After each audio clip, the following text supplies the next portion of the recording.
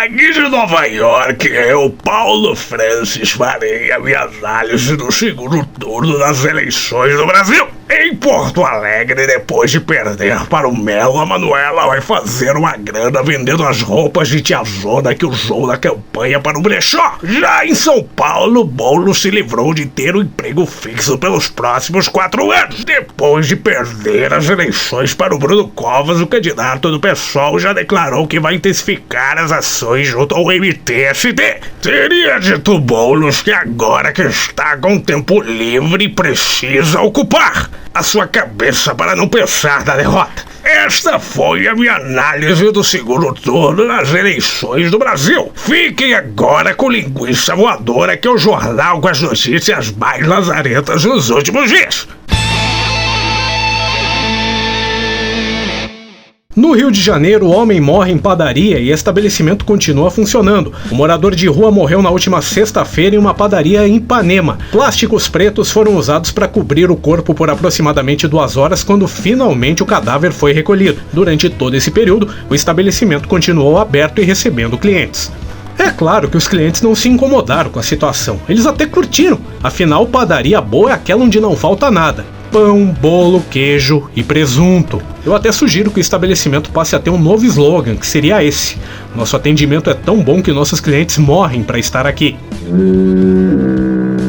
Na Argentina, a campanha na web pede rosto de Diego Maradona na nota de 10 pesos. Uma simulação da cédula viralizou.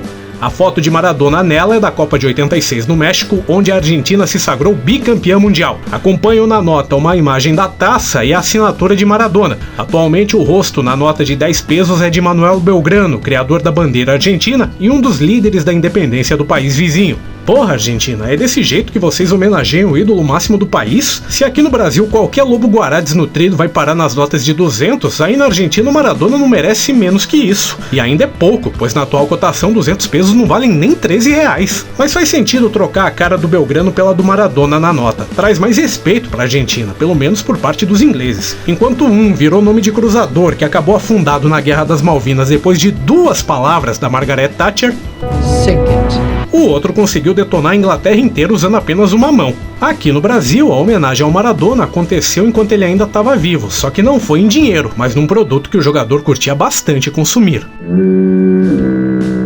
Mike Tyson diz que fumou maconha antes da luta com Roy Jones Jr. A disputa aconteceu na madrugada do último domingo e terminou em empate simbólico. A maconha não estava entre as substâncias proibidas para a disputa. A cannabis é liberada para fins recreativos em 11 estados norte-americanos e também na capital dos Estados Unidos. Nos últimos anos, Mike Tyson passou a investir em produtos relacionados à maconha. Em 2018, ele criou a Tyson Holistic, que tem como subsidiária a mais conhecida, a Tyson Ranch. Sobre consumir o produto que comercializa, Mike Tyson disse o seguinte: não consigo parar. Tá vendo só? É por isso que depois o Tyson fica doidão e acaba mordendo a orelha dos adversários. A larica é tanta que ele topa comer a primeira coisa que aparece na frente. Mas também pra essa luta de comadre, que foi o confronto entre ele e o Roy Jones, só mesmo estando chapado pra encarar. Foi uma luta dura de assistir. O combate também ficou marcado pela imagem do rapper Snoop Dogg queimando um palito ao vivo. A cena fez o nome de Snoop Dogg estar entre os mais comentados da internet. O rapper já afirmou que fuma 81 baseados por dia. A declaração, dada numa entrevista em 2012, repercutiu essa semana. Se formos considerar que uma pessoa normal dorme 8 horas por dia, na média o Snoop Dogg fuma um dedo de gorila a cada 12 minutos, considerando que ele é uma pessoa normal. Mas enfim, a única coisa que me causou surpresa nessa declaração do Snoop Dogg é imaginar que alguém como ele consiga ficar 12 minutos sem fumar um baseado. Temos que tirar o chapéu pro rapper, é muita superação e força de vontade dele aguentar todo esse tempo sem acender um cigarrinho do capeta. Segundo fontes, o Snoop Dogg fuma apenas 81 palitos porque deu uma debriada na maconha. Por recomendações médicas, o rapper só dá um tapa na pantera depois do cafezinho. Jojo Todinho diz que não vai tomar a vacina para Covid-19. A declaração foi dada no reality show A Fazenda, da Record. Vacina demora um tempo para ficar pronta. Da noite pro dia, vamos servir de ratinhos de laboratório, disse ela, explicando o motivo da recusa. Eu recebo essa notícia da recusa da Jojo Todinho em tomar a vacina com um certo alívio, até porque se ela aceitasse se vacinar ia ferrar com todo o plano de imunização do Ministério da Saúde, enquanto os outros seriam vacinados com seringa, pra fanqueira teria que ser um galão de 20 litros. Mas foi engraçado ver a Jojo com medo de ser um ratinho de laboratório. No caso dela, o termo mais apropriado seria rinoceronte de laboratório. Mas a Jojo pode ficar descansada quanto à doença, o coronavírus desistiu de infectar ela. Seria muito trabalhoso para ocupar o organismo da fanqueira, o vírus ia precisar da ajuda do MTST, se bem que esse seria um jogo interessante pro Boulos, agora que ele perdeu a eleição em São Paulo. No Paraná, vídeo mostra sindicalista levantando de cadeira de rodas logo após posar para foto em greve de fome. O milagre aconteceu durante manifestação do Sindicato de Professores contra o governo do estado em Curitiba. Sindicalistas não queriam realização de provas para a contratação de professores temporários. Para tentar sensibilizar a opinião pública, foram divulgadas várias imagens de professores com sinais de fraqueza, alguns deles em cadeiras de rodas. Ocorre que um vídeo flagrou como algumas das imagens foram produzidas. Logo após uma fotógrafa clicar, um manifestante sentado no equipamento usado por debilitados, ele se levanta e sai andando, além de agir normalmente. Aí, pra quem dizia que sindicato não serve pra nada, eles operam milagres de vez em quando. Deve ser por isso que ali na frente do Palácio do Governo ninguém tava com medo do coronavírus. A manifestação começou porque os sindicalistas são contrários a uma prova marcada para avaliar os candidatos. A justificativa usada por eles é o risco de contaminação pela Covid-19. Mas, aparentemente, quando é pra protestar, a preocupação com o vírus some. E toda essa festa aqui na... Segundo informações, o cadeirante teria se levantado ao saber que a foto que estava sendo tirada era para fazer a sua carteira de trabalho.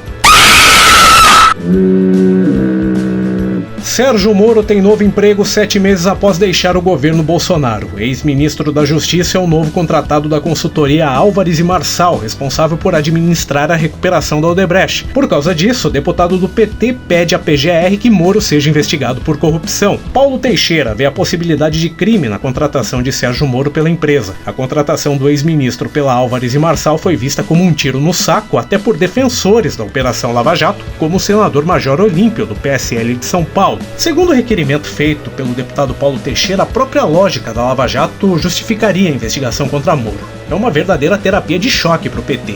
Em outros tempos, o próprio Teixeira teria diante da Lava Jato a mesma reação que eu tenho quando vejo dois na moto vindo na minha direção. Agora ele usa a Lava Jato para justificar o seu ponto de vista. Se for seguir a recomendação do Major Olímpio, o ex-juiz da Lava Jato deveria entrar naquela comunidade de pessoas que gostam de apontar armas para o próprio pênis. Já para Sérgio Moro, o novo trabalho não afasta a pauta anticorrupção. É realmente o Nicholas Marshall brasileiro. Como juiz, vi o maior bandido do país que eu coloquei na cadeia ser solto, mas eu acreditava no sistema. Como ministro, saí fretado mesmo depois de ter criado o maior pacote anticrime da história, mas eu acreditava no sistema. Como virtual candidato à presidência, sou chamado de traíra pelo gado bolsonarista, mas eu acreditava no sistema. Até eles implicarem com o meu novo emprego. Daí eu parei de acreditar no sistema e mandei todo mundo a merda.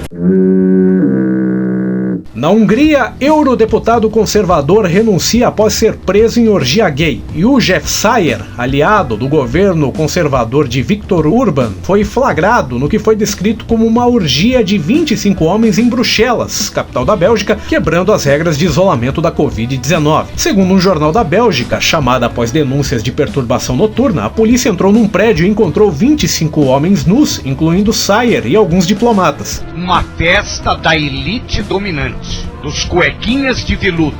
As autoridades disseram ainda ter encontrado drogas na bolsa de Szájer, que negou tê-las usado e alegou que participava de uma festa privada. Conservador. O cara não consegue nem conservar a própria vontade de dar o rabo. Só lembrando que o governo de Viktor Orbán restringiu os direitos de gays na Hungria e Szájer ajudou a reescrever a constituição do país para proteger a instituição do casamento como a união de um homem e uma mulher. Tudo isso para depois ser pego numa suruba com 25 homens. Ou seja, enquanto os outros não podem, ele se esbalda. Com esse pensamento, o Szájer daria muito mais certo como político socialista. Internautas brasileiros que fizeram download de filmes por torrent estão recebendo cobranças extrajudiciais. As contas são referentes aos downloads de Hellboy, Rambo, Até o Fim e Invasão ao Serviço Secreto, todos lançados em 2019. Os valores das multas estão entre R$3.000 e R$5.000. Os responsáveis pelos direitos autorais das produções estão exigindo indenizações pelos prejuízos causados pela prática de pirataria. Só lembrando que todos esses filmes são da Millennium Media, subsidiária dos estúdios New Image. Nós estamos falando aqui de uma produtora que enchia as locadoras de DVDs dos anos 2000 com tralhas do Steven Seagal e do Dolph Lundgren, que eram rodadas a preço de dinheiro de pinga. Eles têm que arranjar algum jeito de faturar uma grana. Isso prova que ultimamente aqui no Brasil não tá valendo a pena usar o torrent. Tá aí o Flamengo que não nos deixa mentir. E aqui termina mais uma edição do Linguiça Voadora. Eu tô de volta na semana que vem e vocês não esqueçam de curtir o nosso canal e compartilhar o nosso vídeo.